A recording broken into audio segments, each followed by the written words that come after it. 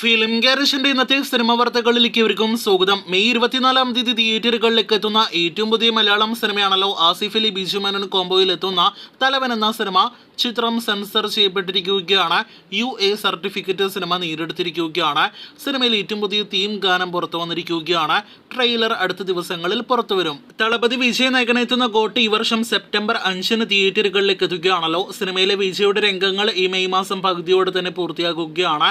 വെങ്കട്ട് പ്രഭു സിനിമയിലെ വിജയോടൊപ്പം ത്രിഷ, ഒപ്പം തന്നെ ശിവകാർത്തികേയൻ തുടങ്ങിയവര് കാമിയോ ഗസ്റ്റ് റോളുകളിലെത്തുന്നു. വിജയകാന്ത് AI സാങ്കേതിക വിദ്യയുടെ സഹായത്തോടെ എത്തുന്നു എന്നാണ് റിപ്പോർട്ട്. അതേസമയം ചിത്രത്തിൽ ചില ക്രിക്കറ്റ് താരങ്ങൾ കൂടി കാമിയോ റോളിലെത്തിക്കുമെന്ന് റിപ്പോർട്ടുകളുണ്ട്. ഇതിനിടയിൽ സിനിമയുടെ സാറ്റലൈറ്റ് അവകാശങ്ങൾ റെക്കോർഡ് തുകയ്ക്ക് 90 കോടി രൂപയ്ക്ക് ഇപ്പോഴത്തെ സി നെറ്റ്വർക്ക് സ്വന്തമാക്കിയിരിക്കുകയാണ്. ഒരുപാട് വർഷങ്ങൾക്ക് ശേഷമാണ് വിജയ് സിനിമകൾ സൺ TVയിൽ നിന്നും മറ്റൊരു സാറ്റലൈറ്റ് നെറ്റ്വർക്കിലേക്ക് പോകുന്നത്. ഇതിനിടയിൽ സിനിമയുടെ സെക്കൻഡ് സിംഗിൾ അപ്ഡേറ്റ് കൂടി അണിയറയിൽ ഒരുങ്ങുന്നുണ്ട്. ഗുരുവായൂർ അമ്പല നടയിൽ എന്ന സിനിമയുടെ ട്രെയിലർ ഇന്നലെയായിരുന്നല്ലോ പുറത്തു വന്നത്. മികച്ച അഭിപ്രായങ്ങളാണ് ട്രെയിലർ നേടിയെടുത്തത്. സിനിമയും സെൻസർ ചെയ്യപ്പെട്ടിരിക്കുകയാണ്. U സർട്ടിഫിക്കറ്റ് ലഭ്യമായിരിക്കുകയാണ്.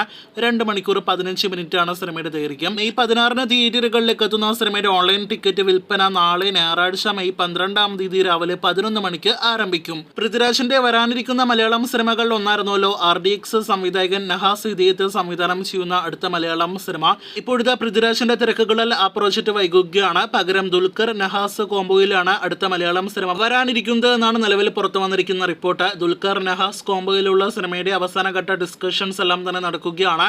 2 ആഴ്ചയ്ക്കുള്ളിൽ അന്തിമ തീരുമാനമുണ്ടാകും. ജൂണിലോ അതല്ലെങ്കിൽ ദുൽഖറിന്റെ ജന്മദിനം പ്രമാണിച്ച് ജൂലൈയിലോ സിനിമയുടെ ഒഫീഷ്യൽ പ്രഖ്യാപനം ഉണ്ടാകും. ദുൽഖറിന്റെ അടുത്ത ഷൂട്ടിംഗ് ആരംഭിക്കുന്ന സിനിമയും ഇതായി മാറിയേക്കും. Once upon a time in Kochi എന്ന സിനിമ നാദിർഷ സംവിധാനം ചെയ്ത നേരത്തെ തിയേറ്റർ റിലീസ് മാറ്റിവെക്കപ്പെട്ട സിനിമയാണല്ലോ. അർജുൻ അശോകൻ നായകനെത്തുന്ന സിനിമയുടെ പുതിയ റിലീസ് അപ്ഡേറ്റ് വന്നിരിക്കുകയാണ്. മെയ് 31-ന് സിനിമ തിയേറ്ററുകളിലേക്ക് എത്തും. പവിക്ക് ശേഷം ദിലീപിന്റെ ഷൂട്ടിംഗ് ആരംഭിക്കപ്പെട്ട അടുത്ത മലയാളം സിനിമയാണല്ലോ D150.